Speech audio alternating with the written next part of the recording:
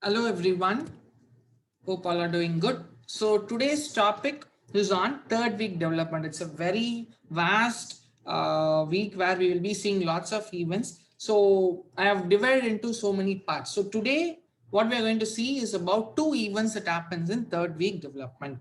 So before we jump into third week, as if you're following my embryology series, I always give you a quick summary on the previous video, right? So last video was on what is the second week development, where we saw certain important things, that is the trophoblast divided into two layers, that is the cytotrophoblast and the syncytiotrophoblast. Yes, we saw these two things, the cytotrophoblast and the syncytiotrophoblast, and the inner cell mass divided into two, epiblast and the hypoblast, and together it is called as a bilaminar germ disc. This epiblast were columnar cells that gave rise to an amniotic cavity. Hypoblast were cuboidal cells that gave rise to primary yolk sac in the day 9. Then soon on the day 9, we also had the lacunae that appeared on the trophoblast, right? And next what happened is this implantation around day 11 to 12 became very stronger. So the trophoblast started eroding all the uterine vessels. As a result, there was, yes, what? Dilatation and engorgement of the vessels, forming sinusoids. So these maternal sinusoids, they communicated with the lacuna that was in the trophoblast. Yes, if you want me to show the picture. Yes. So if you take, these are all the lacunae that was communicating with the sinusoids in day 11 and 12, establishing a uteroplacental circulation. And simultaneously in the day 9 to 10, we had the formation of the extraembryonic mesoderm, and that extraembryonic mesoderm, it gave rise to chorion.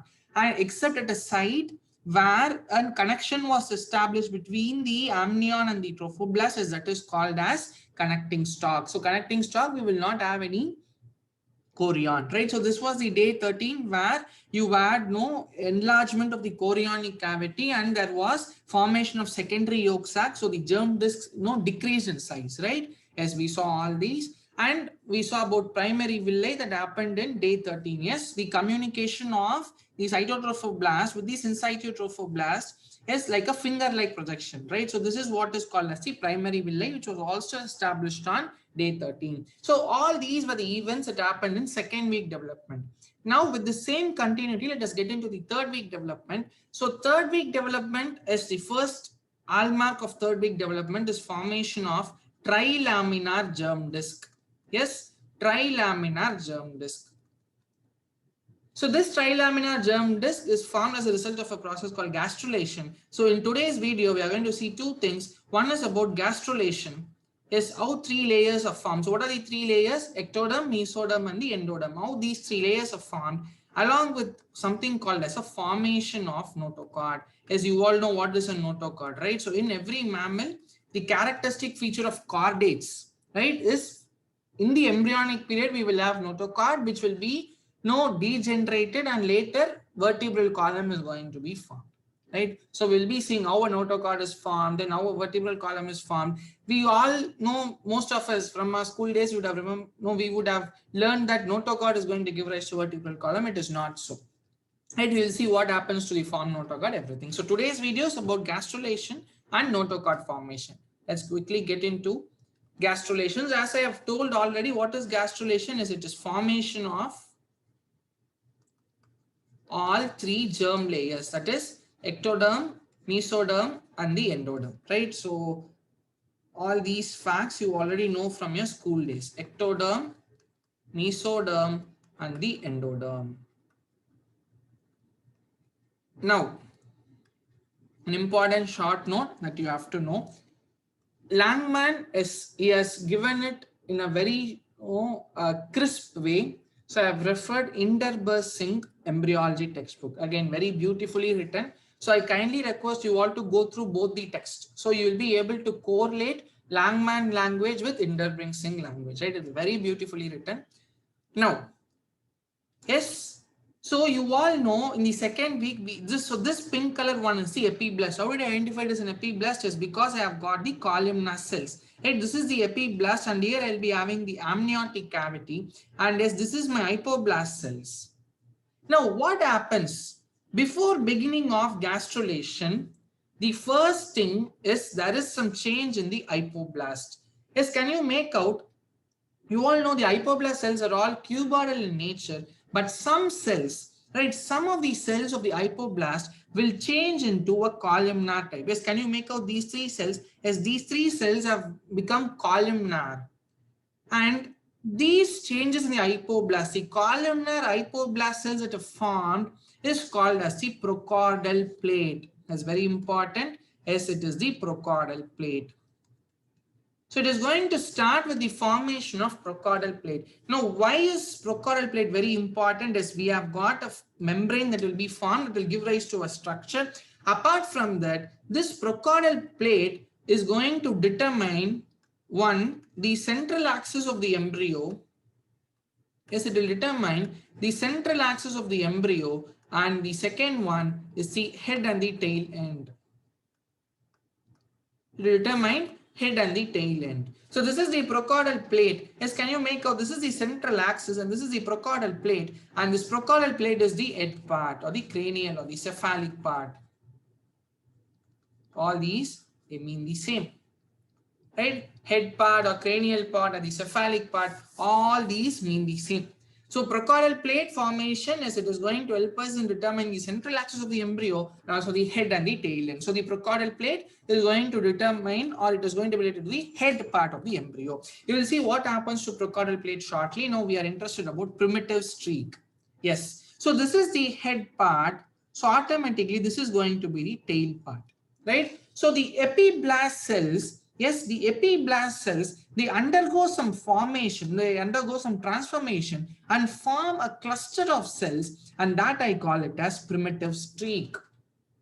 Right, that I call it as primitive streak. So the hypoblast is going to form something called as the prochordal plate, and the epiblast is going to form something called as the primitive streak. So the formation of primitive streak marks the beginning, very important sentence, marks the beginning of gastrulation. So this can be an MCQ question where they can ask you which of the following events mark the beginning of gastrulation. Yes, it is the formation of primitive streak from the epiblast. So when this formation will happen? Yes, this will happen approximately at the end of the second week or at the beginning of third week. So approximately somewhere between 15th day to 16th day, this is what Langman says, the primitive streak will appear. So the formation of primitive streak at the tail aspect of the epiblast, from the epiblast, marks the beginning of gastrulation. So the primitive streak, yes, it is the one that is going to give rise to the germ layers. So what is the derivative, or from which structure the primitive streak has been derived? Yes, very good, it is epiblast. Right? So we will see what happens to this primitive streak. Yes, can you make out? We will see about the primitive node during notochord. Just see, there is a streak. What is a streak? It's like a very ridge, thin node. I can say it as a tube-like or a ridge-like structure that has appeared on the dorsal aspect. So on the dorsal aspect of the embryo, yes, I have got something called as the primitive streak. Right? And this blue color ones are the epiblast cells. So what happens is, once this primitive streak is formed, so let me write here in a form of a flow chart. Yes, this is the primitive streak. So once the primitive streak has been formed, is what happens? The cells around the primitive streak will start migrating, right? So what happens is these cells will start migrating towards the primitive streak, right? And these cells, once it migrates towards the primitive streak and comes close to primitive streak, it is going to get into the primitive streak layer, and that is called as invagination. It is going to invaginate between the layers, right? So that is called as invagination. So the epiblast cells have migrated towards the primitive streak and they start invaginating into the deep layers of the embryo, and that is called as invagination. So what happens exactly? So this is the one line that is given, but if we want to explain in detail as what happens, these epiblast cells, they migrate towards the primitive streak and they multiply towards the primitive streak, right? Then what happens? These epiblast cells, right? Can you make out some orange color cells that are here? So what happens is, say suppose all these epiblast cells are migrating towards the primitive streak from the epiblast layer, right? So they are going to have some connection with the epiblast layer, and the cells are going to multiply or migrate towards them.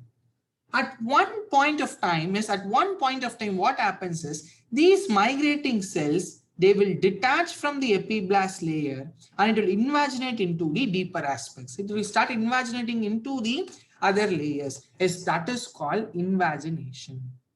So what happens so far is primitive streak form. Cells from the epiblast, they are going to migrate towards the primitive streak and they continuously get closer to the primitive streak. At one point of time, these epiblast cells are going to detach from the layer and it is going to get into the other layers. It is going to migrate towards the hypoblast and that is called invagination. So it has invaded into the layers. So it is called invagination. So first is the primitive streak, second one is the invagination. Now what happens is it has invaginated, so and the cells are going to continuously grow here under the influence of something called fibroblast growth factor 8, which is given in Langman. These cells are going to multiply. So what happens is these epiblast cells are going to get into the hypoblast. Yes, can you make out this is the hypoblast and here you will be having the secondary yolk sac. Yes, so these invaginated epiblast cells which have been detached from the epiblast layer is what happens, it gets into contact with the hypoblast and it is going to replace certain hypoblast cells, right? So what happens is slowly these migrated cells will occupy the hypoblast and forms endoderm. So how endoderm is formed? Yes, the invaginated epiblast cells, they go to the hypoblast, displace all the hypoblast cells and form the endoderm layer, right? Now, there are some cells, yes, can you make out these cells here? Yes, all these cells that occupy the space between the epiblast and the formed endoderm. Yes, the cells in between the epiblast and the formed endoderm, yes, it is called as the mesoderm. Yes, it is called as the mesoderm. Can you make out invaginating mesodermal cells? So they keep invaginating, right? So in between the formed endoderm and the epiblast, the layer of cells is called mesoderm. And the remaining epiblast that are present, yes, it is called as the ectoderm. Yes, it is called as the ectoderm. So this will be your ectoderm. So soon what will happen? All these cells will be replaced by ectodermal layer, mesodermal layer and the endodermal layer. So yes, primitive streak, then there is migration of the epiblast cells, then these cells will detach from the epiblast cell and they invaginate into the deeper aspects and it is going to get and displace all the hypoblast cells as that forms the endoderm. And in between the epiblast and the hypoblast, that is the formed endoderm, is I've got a layer of cells which is called as mesoderm, and the remaining epiblast cells, it is going to give rise to ectoderm. Right. So this is how the 3 germ layers are formed. Yes, this is how the 3 germ layers are formed. Now get to this picture. Yes, this is the procaudal plate. So this is the head part and this is your tail part, right? And this is your primitive streak. Yes, can you make out? Yes, this is your primitive streak. And from this primitive streak, as we have seen that how the 3 layers are formed, right? How 3 layers are formed. Clear? So this is about, yes, this is about the what? Gastrulation. Yes, I hope you are clear with gastrulation. So if it is asked as a short note, you should start with primitive streak, right? You have to explain. You start with procaudal plate, you talk about primitive streak, and you have to talk about the epiblast cell migration. Then the epiblast cells that are migrated will detach, it invaginates, as it displaces the hypoblast cells, as forms the endoderm. Then between the epiblast and the endoderm, you have got the mesoderm. Then you have got the ectodermal cells. So what is the take home message here? Is all the 3 germ layers, are formed from, yes, are formed from which layer? Hypoblast? No, it is epiblast. So the epiblast is the one that gives rise to all the 3 germ layers, right? Yes, very good. So this is the other picture. So if you take, this is the procaudal plate, this is the primitive streak, and this is what we are going to see now. Developing notochord is the what that we are going to see now. Yes, so this is about the gastrulation. So with that, let us get to the next topic, that is formation of notochord. Yes, so can you make out this picture? This is the primitive streak, this is the procaudal plate. So the mesodermal cells, right? So some of the invaginated mesodermal cells that are formed will align along the midline, right? So if this is the central axis of the embryo, some of the mesodermal cells will align along the midline and it establishes a connection between the primitive streak and the procaudal plate. Yes, can you make out? Primitive streak is the tail part, procaudal is a head structure. So the mesoderm cells that are arising from the primitive streak, is it is going to line along the midline and establish a connection with the procaudal plate, and that is what is called as the notochord. Yes, so we'll see what happens. Now, this is a very good picture that I got from 𝗵𝒶𝒃𝒃, and we will try to understand every aspect here. Now, if you remember, I told you something called primitive node. I told I'll explain here, right? So what happens is, see how a primitive streak formed is, initially the primitive streak will appear as a single bulge. Okay, initially it will be like a oval laddu-like structure. Then what happens, as the embryo node develops, as the embryo grows, this no bulge structure will become a streak, will become a lined structure, right? Now, how a notochord is formed is on the cephalic end or the cranial aspect of the primitive streak. Yes, so this is the primitive streak. I'll use a pointer.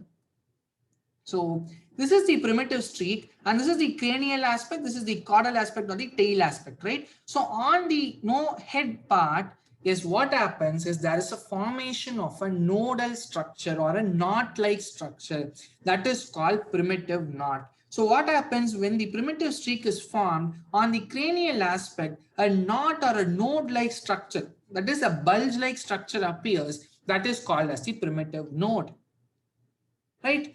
In the primitive node, okay, or no, somewhere along the center of the primitive node, there appears a deep ridge, or I can say a deep pit-like structure that is called primitive pit or blastopore.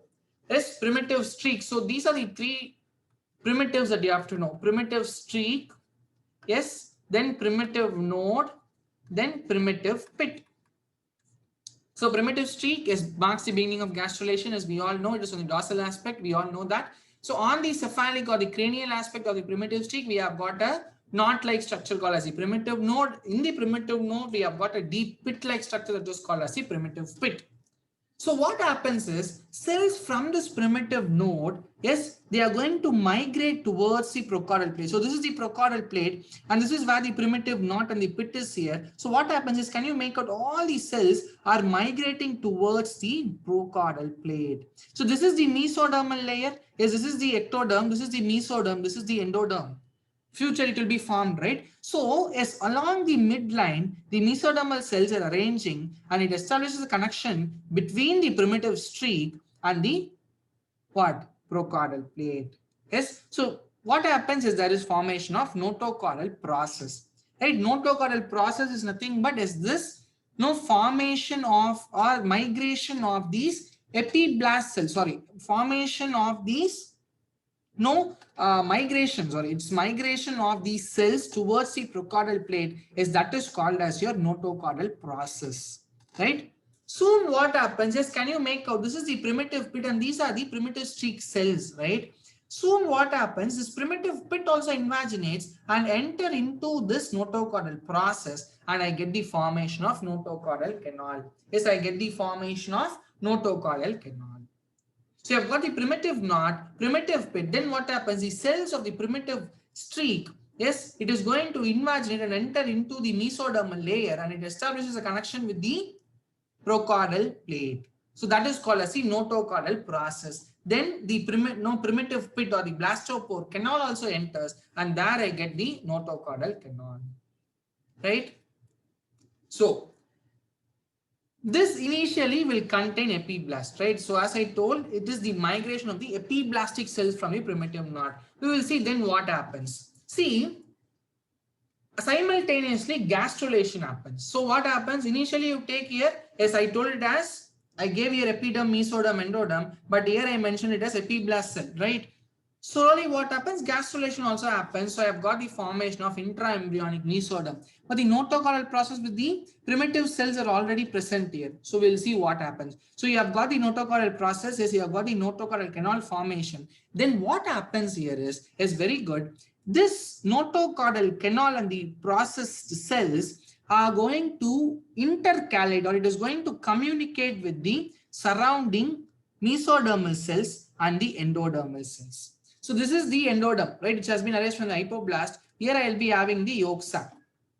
So what happens is, this notochordal canal that is formed will intercalate. This is the word that is being used. It will intercalate with the endodermal cells. So if you take as it begins to establish a connection with the endodermal cells, right? And it is also in part with the embryonic mesoderm, intraembryonic mesoderm. So what happens is there is intercalation in the embryonic, intercalation with the embryonic mesoderm. As a result, we have a formation of notochordal plate. Yes, we get a thin layer of cells. Can you make out which was initially notochordal canal was like this, right? It was circular. Then there was intercalation, so it became an hemisphere. Now the hemisphere has lost its base, so we have got only a thin layer of cells like this, right? That is called as the notochordal plate. Yes. So if you take this notochordal plate, once it is formed, it can establish a connection. It can establish a connection with the the yolk sac that is here. With the yolk sac that is here. Now what will happen? This notochordal plate, which appears as a bulge initially, will flatten and form a plate-like structure. Why this plate is formed is, can you make out, initially this notochordal canal was not filled with the mesodermal cells. Can you make out it is white here? These are the mesodermal cells. Here it is white. So what happens is, once the plate is formed, this space will be filled with the mesodermal cells. Yes. This space will be filled by the mesodermal cells. So the mesodermal cells will occupy. Once the mesodermal cells have occupied, this flattening will be reversed to again form a notochord that is filled with the mesoderm. And hence it forms a definitive notochord. Bit complicated but very simple, right? So just to quickly give a recap, as primitive node, right? Primitive streak first, then primitive node, then primitive pit, right? Then first the epiblast cells will migrate and the primitive pit will also enter, forming the notochordal canal. Then what happens when this notochordal canal is formed, it will intercalate with the endodermal cells. As a result of intercalation with the endodermal cells, as the notochordal plate is formed, which appears as an initial bulge, then it flattens so that the area that is empty, the canal, will be filled with the mesodermal cells. So this flattened notochordal plate will again form a notochord now, and that is a definitive notochord. So what is a notochord? Is the midline mesodermal cells that establishes a connection between the primitive streak and the prochordal plate. So how this formed mesodermal cell is going to get into the notochord is what this diagram explains. Right? Now, finally, to conclude, I want you all to observe this picture. He has given some arrow marks, right? So what is this arrow mark is the migration of the mesodermal cells. So the mesoderm is the one that gives rise to so many structures in our body. So what happens is, from the primitive streak, the mesodermal cell will start migrating into the surrounding areas.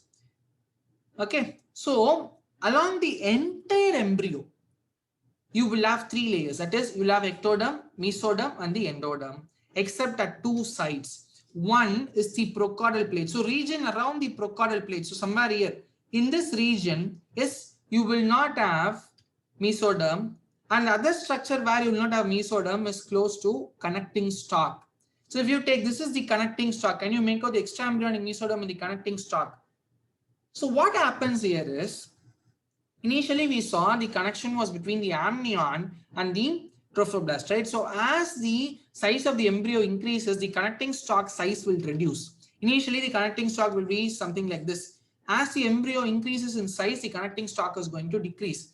Now, if you observe this picture itself, so you have to have lots of imagination, right? I know it is a bit difficult to follow. So initially, the connecting stalk was like this. Then if you take it, that become a connection like this. Slowly what will happen, as the embryo is going to increase in size, just imagine, initially the embryo was like this. Now the new embryo, it has increased in size, so it becomes like this.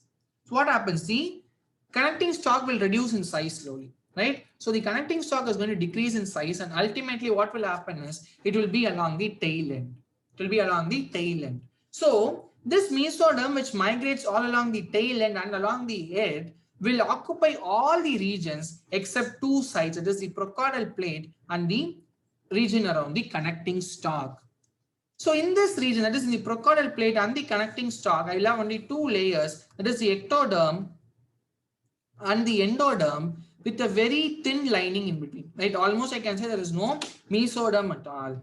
So in these two structures, since the mesoderm is not very well occupied, there is a thin lining alone, here I'll be having membrane formation. Yes, at the procaudal plate, I have got a formation of membrane called as the buccopharyngeal membrane.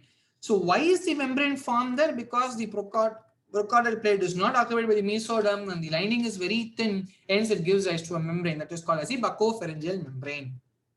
Similarly, region close to connecting stalk, since there is no mesoderm, the lining is very thin, it gives rise to a membrane called cloacal membrane. So this buccopharyngeal membrane will give rise to oral cavity. Yes, will give rise to oral cavity. Yes, so from gastrulation you have to know about the primitive streak. From the notochord you have to know the formation of primitive pit, the notochordal process and the notochordal canal, and how it forms a definitive notochord. Yes, so definitive notochord, as first step is intercalation followed by the notochordal plate formation. Then this notochordal plate is going to be flattened. So the mesodermal cells occupy, and again there is a formation of definitive notochord. Right? What is a notochord? As I have told you the definition. Right? With this, today's video is done. I hope you understood. Just give a reading so that you will not forget things. Right? I'll meet you on another video. Until then, take care. Bye.